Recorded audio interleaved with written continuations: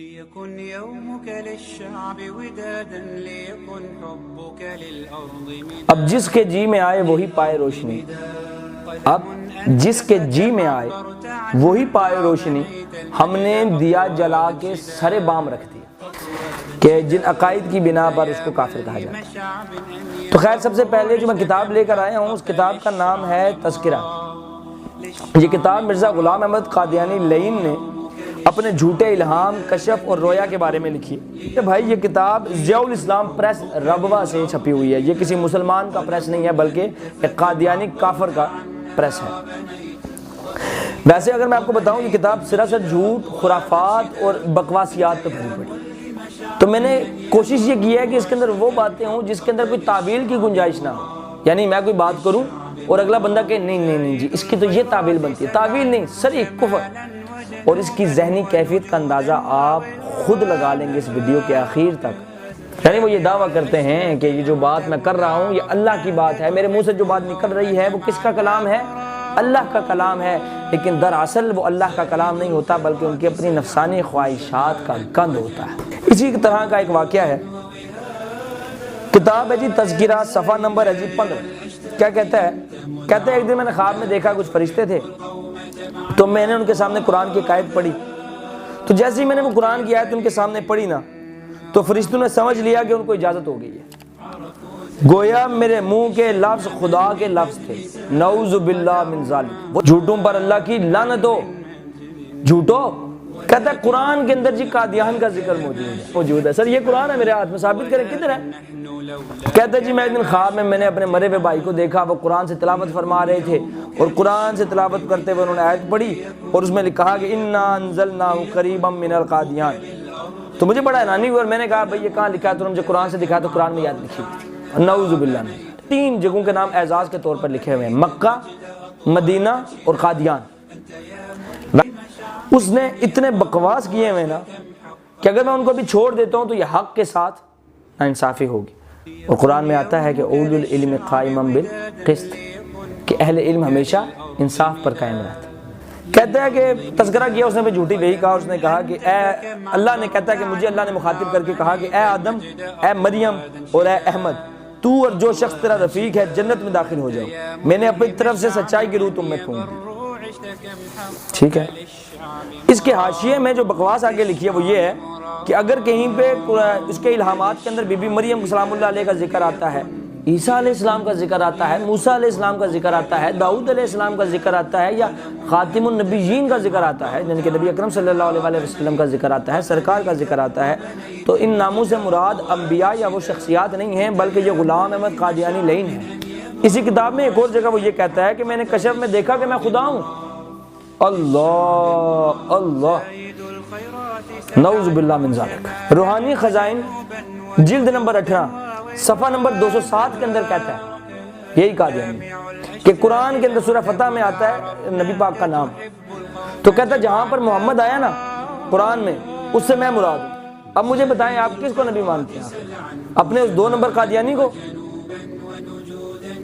تکفیر کی، کہتا ہے جو شخص تیری پیروی نہیں کرے گا، تیری بیعت میں داخل نہیں ہوگا، تیرا مخالف ہوگا، وہ اللہ اور اللہ کے رسول کی نافرمانی کرے گا اور جہنم میں جائے گا۔ اور جھوٹ کی خاصیت کیا ہے؟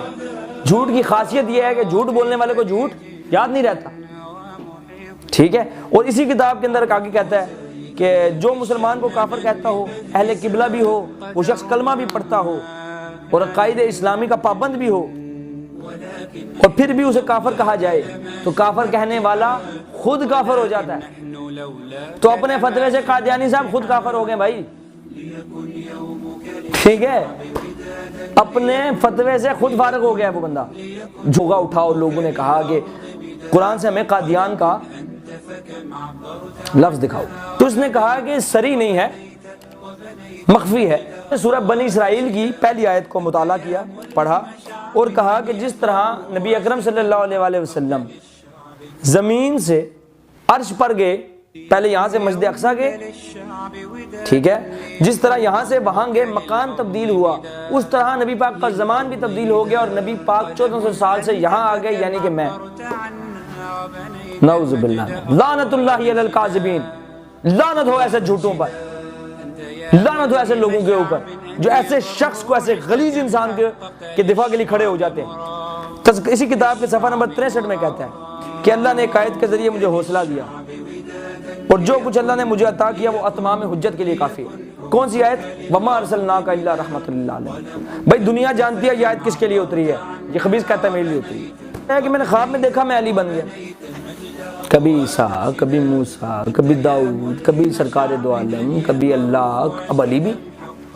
بھئی ہر شے تم ہی ہو، مہدی بھی تم ہو، ہر شے تم ہو، ہر چیز تم سے شروع تم پہ ختم۔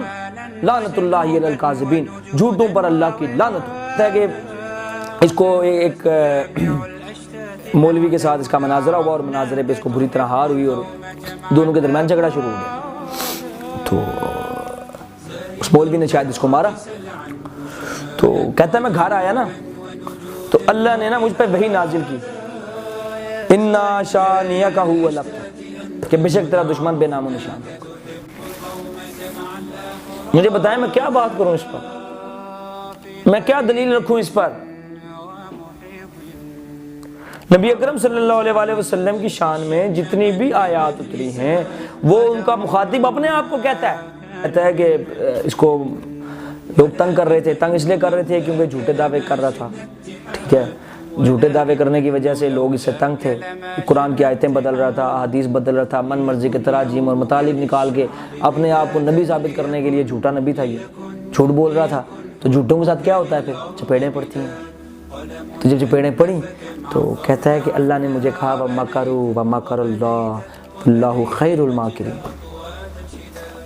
سب دنیا جانتی ہے یار یہ آیت کہاں پر ہے، یہ کس کے لیے نازل ہوئی ہے، اس کی شان نزول کیا ہے۔ یہ کہتا ہے میرے سے اللہ نے کہا ہے وَمَكَرُوا وَمَكَرَ اللَّهُ وَاللَّهُ خَيْرُ۔ کہتا ہے میں نے نا پیر محل علی شاہ رحمۃ اللہ علیہ کو نا جواب دینے کے لیے کتاب لکھی ہے، اس کا نام ہے تحفہ گولڑویہ، تو وہ اللہ کو بڑی پسند آئی ہے، تو اللہ نے مجھے حکم دیا، الہام دیا کہ تم اس کو مکمل کرو۔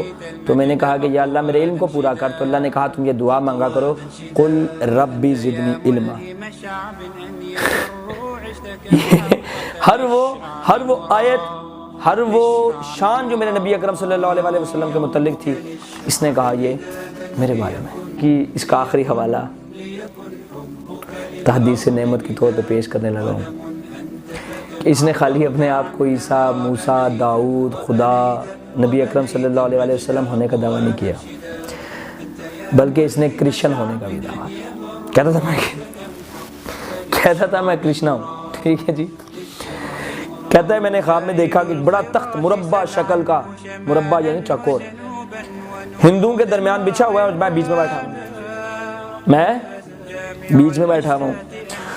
تو ایک ہندو نے کسی سے پوچھا کہ کرسچن کہاں ہیں، تو اس نے میری طرف اشارہ کر کے کہا کہ یہ کرسچن۔